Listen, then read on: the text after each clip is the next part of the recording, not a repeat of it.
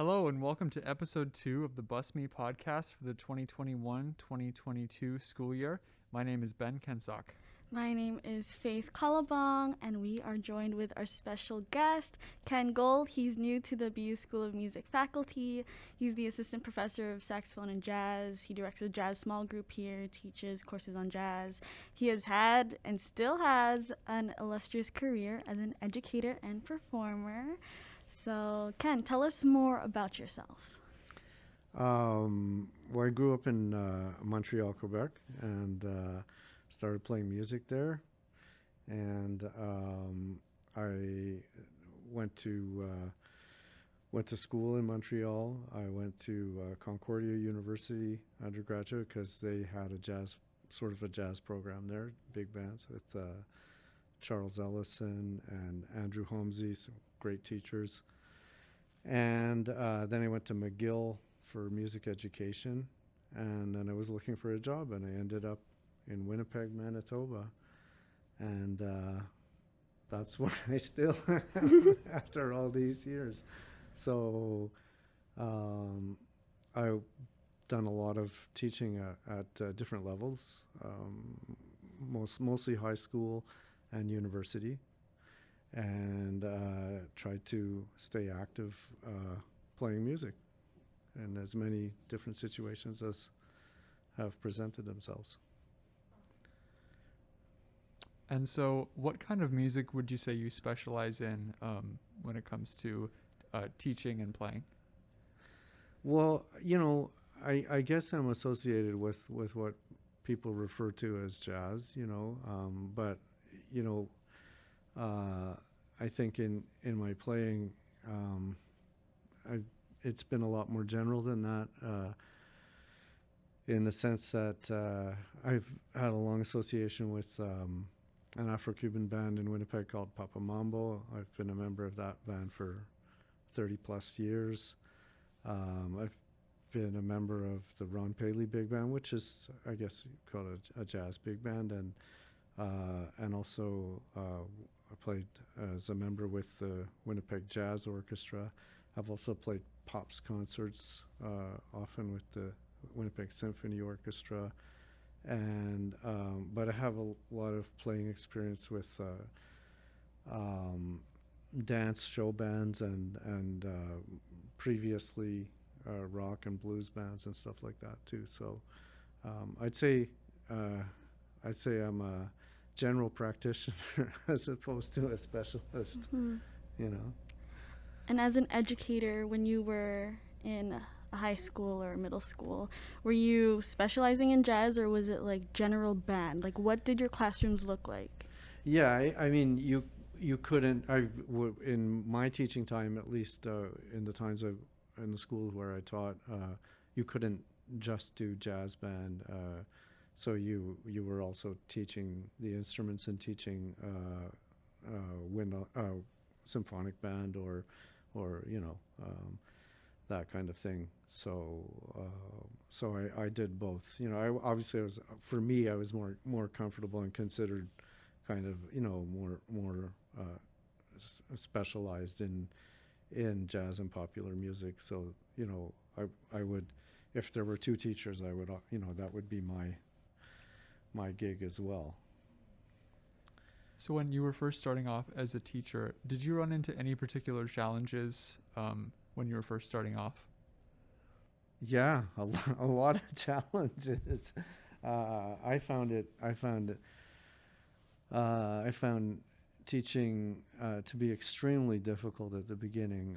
I mean, I was young. I was 25, I think, when I started teaching. I guess there are some people who are younger than that, but for me, it was something new. And teaching in a classroom. I mean, I had taught some private lessons and that before, not much, but a bit. But I think the challenges were enormous.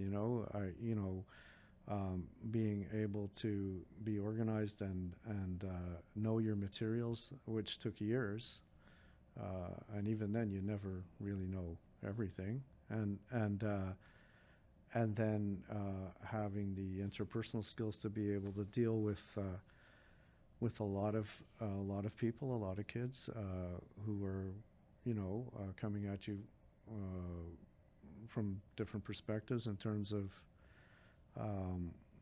what they're needing or what they want, and, so you have these ideas about your expectations in terms of performance, and depending on what school you're in, you may have to adjust those, and look at strategies, how to motivate students, how to build a program.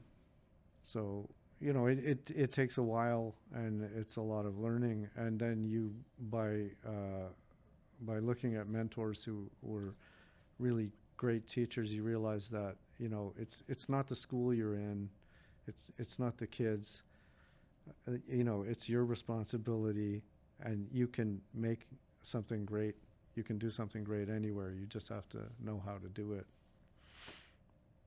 That was a long answer. It's a good answer. We have a lot of challenges we've faced, and because we've been doing our placements over the past, few semesters, and there are always challenges that young educators face, and a very interesting perspective on that. Just wanted to know, when it comes to your educational philosophy, when it comes to young musicians, what is the kind of best environment that students can find growth in? I mean, like, so students that I'm teaching, I think, nurturing is the most important thing. So I think, coming to a point of sensitivity to students. I think you have to nurture, students at whatever level, whether it's high school or university. So you have to get inside their heads a little bit and understand what they need, and emotionally you have to be, ready for that. I think when I was younger, that was a problem, because,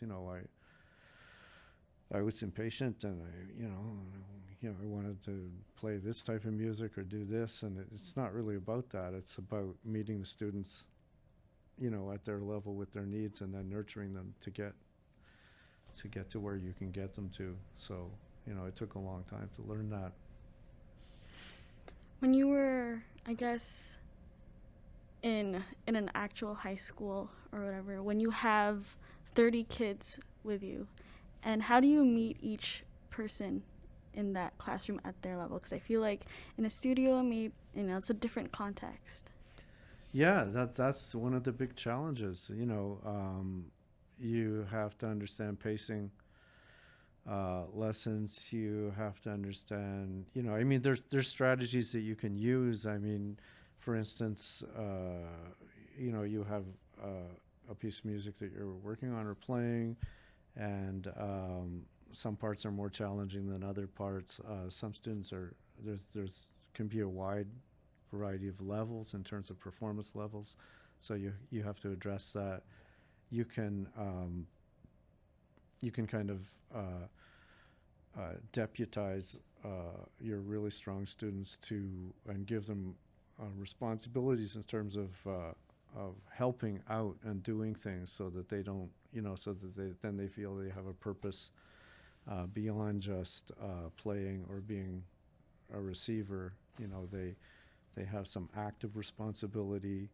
And then the ones who need more help, getting students to work together, that's the same kind of flip side of the same thing. So peer tutoring, that kind of thing. You have to use your imagination, and you have to also pace your lessons so that, everybody's feeling that things are moving along well for them, which is difficult, but, doable. So I, learned some of that by working with or observing some of the great teachers that I was around in Winnipeg, Jim McKay and Connie Turner and people like that, In my time of field experience and giving lessons to young students, I have often run into young people who are very timid and very nervous about making music, especially when it comes to soloing in jazz and improvising on the spot. It's a very challenging thing for them to do. How do you often address these kinds of issues when students are nervous about playing solos or improvising? Yeah, I've obviously, run into that a lot, and the there's a couple of things. I mean, I tend to, when I'm working with a younger band and doing and related styles of music, I do I work with a lot of warm-up exercises that are group participation exercises where we do call and response exercises. And it's a very non-threatening because we do it together. So there's sing play, minor pentatonic kind of riffs in time, everybody feeling the music and having fun working together, so that we begin to, so that everybody begins to have at least a minimal comfort level with the language of jazz and these styles of music. And that tends to go a long way too. So when further steps are taken, subsequently, later on in the year, or when they're in grade 8 or 7 or whatever, then they've already adjusted to these warm-ups where they're playing by ear. They're not, reading music, and you introduce the concepts of theme and variation, and just melodic variation without you don't start by dealing with chord scale relationships and things like that. That's well, this is my opinion, but that's not a place to start for that. I mean, if you look at the history of jazz, it's people in the past have learned to improvise by making little variations by ear, and that's the way you should start to learn how to improvise. And later on we can get into the theory of it. So when, that can come at a later point. So that helps a lot with the intimidation factor. And another thing is just to allow people to come to it when they're ready. So when you're doling out solos or looking for, you ask, who wants to play a solo here, and if somebody's timid, sometimes, but you feel that they have the potential or that you'd like them to try, you say, would you like to try something here? I think you could do well with this. And I've approached it different ways. I mean, some people really wanted to play solo, but they wanted to have something more concrete, and I've written little solos for people at times. There's no problem with that. I mean, I never had a hard and fast rule. If somebody wanted to improvise and they were just tearing it up and going in that direction, that was great. If somebody wanted to try something, I would write a little stylistic solo for them and have them play it, so they could have a chance to experience that. That's great. Always making these supports for students. I feel like you do a great job of nurturing that, and yeah, that's really awesome. But you mentioned teaching orally for jazz improv. When you're in a classroom and you are teaching both jazz and symphonic band, I find that there are like very stark differences between the two. We treat symphonic music as formal music, and it's always sight before ear. Mm-hmm. So what do you do with that? Do you transfer the oral art of jazz music to symphonic? That's a really interesting question. I do, because I, after, like I've obviously I've taught, concert band, and but more than that, I come from a background, like in my family, of great fans and players of classical music, so I grew up with my mother and father listening to Bach and Mozart, Schubert, Schumann, and I mean, that was their music, so I have also a deep love of classical music.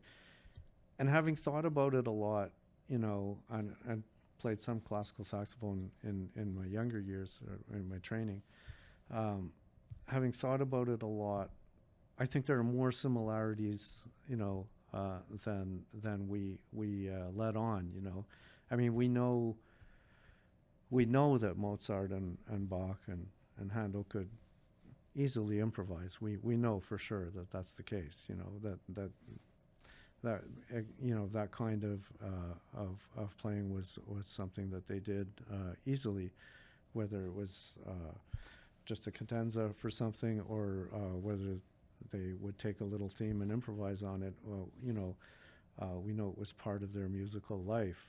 So there's that, and then the whole aspect of vocalizing and using your voice as a tool as well as an instrument is something that is also part of classical music. So I think using some of the same tools, I mean, in a different way and possibly to a lesser extent, but using some of the same vocalization tools as perception aids when teaching concert band is something that I've done a lot. So I mean, if for example, if there's a difficult rhythm or difficult rhythmic passages, you know, singing, you know, vocalizing, sizzling, you know, things like that are all valuable tools to internalizing rhythms and internalizing pitch structures as well. So, yeah. So I think there's more in common than, you know, than sometimes we acknowledge. And when it comes to jazz, the small group aspect is very important. When at Brandon University, we are typically highly it is highly recommended that young students are part of a small group if they're thinking of being in jazz. So when you are working with a small group or when you're working with your studio, what are the skills or priorities that you think are most important for students who are first working together in a small group setting? The skill set that each person should develop, and what I work on in my saxophone studio a lot, is independence. So rhythmic and harmonic independence for each person. So this concept is one that, so you know, we briefly alluded to it before. If you're learning a tune, you should be able to play through the tune in time yourself. So you've internalized the whole rhythm section aspect of things. So you have time, you have groove, you have phrasing, you have melody, and you have harmony, and you can more or less negotiate through those things in time. And that's a big goal, but that's important. So if you have that master, when you get together and play with other people, you know, you have independence and security, and you feel confident that you're hearing things properly. You know where they are because you've drilled and trained to do those things. So not always playing with tracks or accompaniment, but you know, I have a system for developing those skills. So that you know, in a nutshell, as I always say, it's time. Those are the three most important things in music. So, what kind of strategies do you employ to hone those types of skills, like groove, time? Yeah, so I mean, for saxophonists and teaching in private studio, it's a little different, and for each instrument too, because there are articulation concerns that go hand in hand with time, you know, developing good time feel. But in a nutshell, basically, again, you want to wean people off of playing and relying on either tracks or another person, a rhythm section player, to give them time, and you want them to internalize pulse and time. So you know, that can be starting by working with a metronome, and everything that they do, everything from scales to playing jazz exercises or tunes, to it should be done in time. So if they're just playing major scales, you know, 2, 3, 4. Boom, boom, boom, boom, boom, boom, boom, boom, boom, boom, boom, boom, boom, boom, boom. 2, 3. They should have internalized that and always be thinking about rhythm when they play whatever they're playing. They should always be thinking about rhythm. So that's the starting point. Is that we're always focused on, you know, because I think, you know, I think for all music, again, whether it's you know, Sousa marches or Holst or Rachmaninoff, or, you know, even if there's rubato in music, even if there's you know, more contemplative, less defined moments of rhythm, there's always a sense underneath of a sort of a universal pulse, even in slower music. So even when we play rubato, there's a sense that we're communicating something. At that point, it's more flowing. But then, of course, in a great percentage of music we play, and especially in jazz, pop, rock, Afro-Cuban, Brazilian, the relationship to the pulse is the important thing. And the dance with the pulse, like how close are we to the actual pulse, or how much do we is it playfulness with the pulse? So in jazz and swing and Brazilian samba, jazz samba, and bossa nova and all the Brazilian styles, and of course in all the Afro-Cuban derivatives and all the other Caribbean forms, merengue and everything, it's all about the playfulness with the central rhythmic pulse. So I mean, that's the fascination, and that's why we're also drawn to these genres of music, you know. Yeah, for wind players, I think it's always a bit of a struggle when it comes to independence in keeping time, keeping you know, rhythmic consistency. And we hear from day one of learning music, it's good to work with the metronome, but how exactly should a young student work with a metronome? How do you usually approach music when it comes to practicing using a metronome? Well, yeah, I know I said metronome, but that was only the first step, because we have to work with the metronome, and also we have to internalize and be able to wean off the metronome. So that's an important thing too. So the metronome, you know, I mean, there's various strategies, of course, just on the pulse for basic. You know, suppose you were doing articulation exercises on standard scales for a classical saxophonist, you know, you know, that kind of thing, right? Then, you know, you're just set and tick tick. Either, I think it's important for people to try various things. I mean, they can do 4/4, but they should do a lot of cut time where they're only having the metronome on cut time. And then, of course, for jazz players, a favorite is to do the metronome sounding on 2 and 4, so they get used to the 2/4 accent in jazz and hearing that. I think people can get carried away with that in a sense, but it is good. You know, it's a good way to practice at some point. And then, of course, no metronome at all, so a cappella. You know.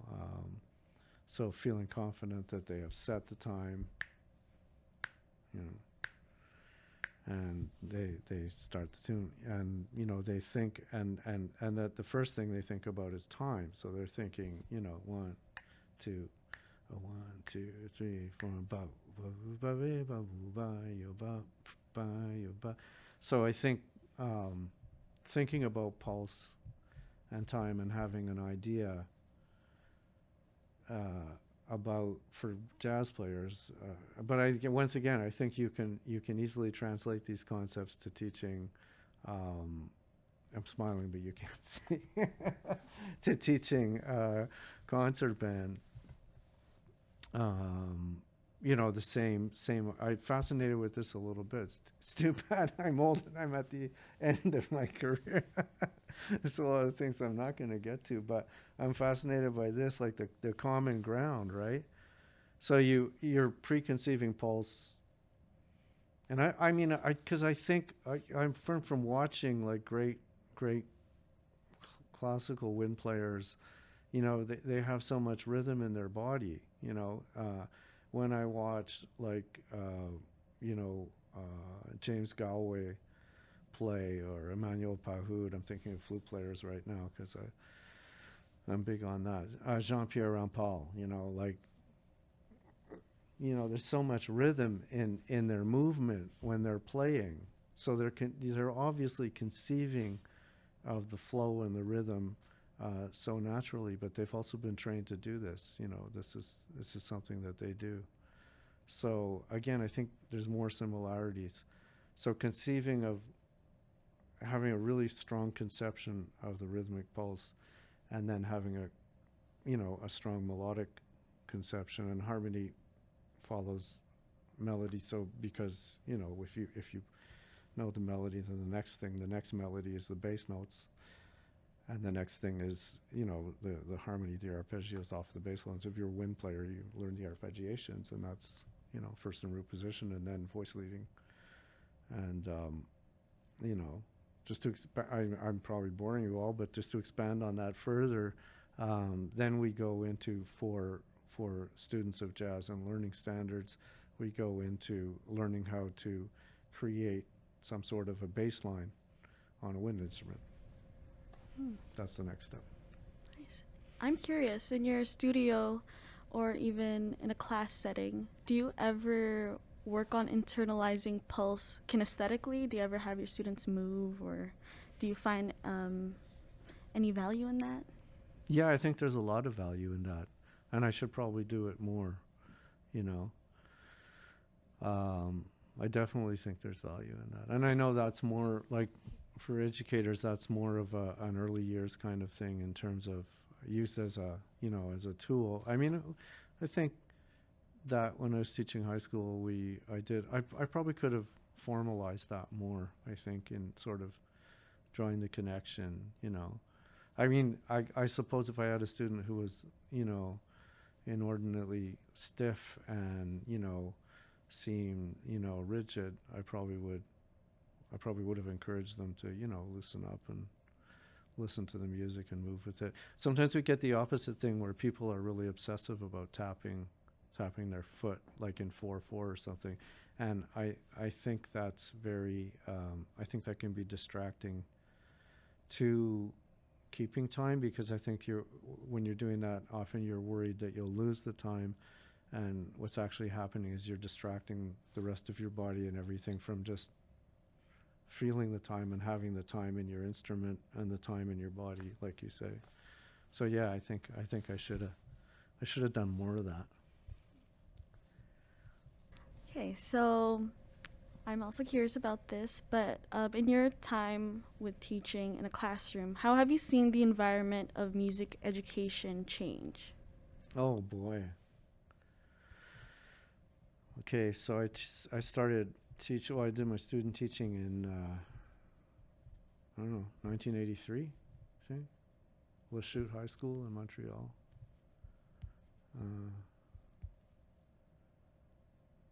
Michelle, I'm trying to remember the teacher. She was great. She was a French horn player in the Montreal Symphony at some point in the 50s and 60s, I think. I can't remember her last name. In any case, and she got sick, and I had to take over. I was still teaching, and I had to like do 2 weeks of subbing, and I was barely older than those kids, and I did 2 weeks of subbing alone, with them. It was terrifying. Thrown to the wolves. And but I've seen a lot of changes, enormous.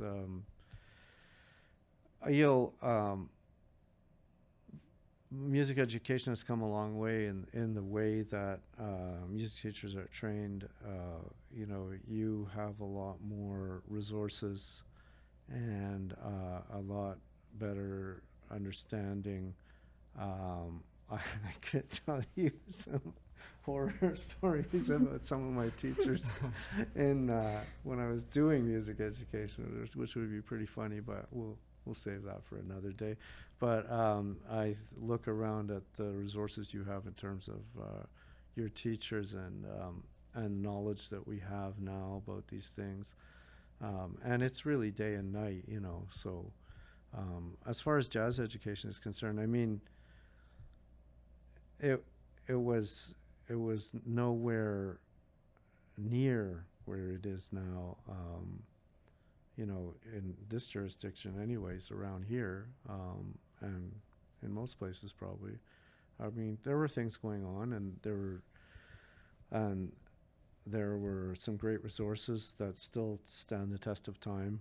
Um, you know, thinking of books by people like, Jerry Coker, for instance. I mean, they're still very valuable and, great advice for people teaching jazz. That books that were written, jazz education stuff that was written in the 60s and 70s. But jazz education, how it was in the schools, was very different. Mostly, I mean, it was big band focused. It was, at least here around, in the Midwest or in Manitoba and stuff, it was, sort of, there were competitions at a given time in the year, and it was mostly sort of preparation for that. Perhaps there were some big band dances and stuff.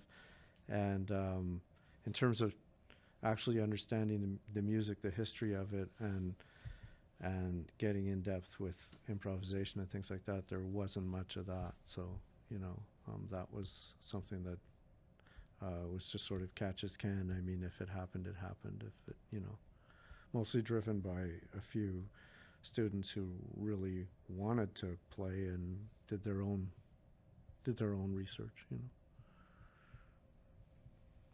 And when it comes to music education today, is there anything that frustrates you about the structure, or maybe something of an approach some educators take that you disagree with? Well, again, I mean, I have to say, like, I looking at younger colleagues that I've had the pleasure to teach with, now that I'm on the other side of that, they're very well trained, and they're, and they bring their talents to the table as well. And I think I don't see too many negatives. If anything, I mean, I'd have to say, it's not in the teachers that are coming out and music, the training of music educators. That's I can't think of any criticisms there. I'd have to say it's more on the side of, it's usually the same battle. It's with administrations. It's with school administrations and school board administrations where the challenges lie in this day and age. And I can say that because I'm not beholden to anybody right now. I'm not working for a school division. Been there, done that. Oh. So to wrap up, we want to ask, what direction do you hope music education or jazz education goes to in the future?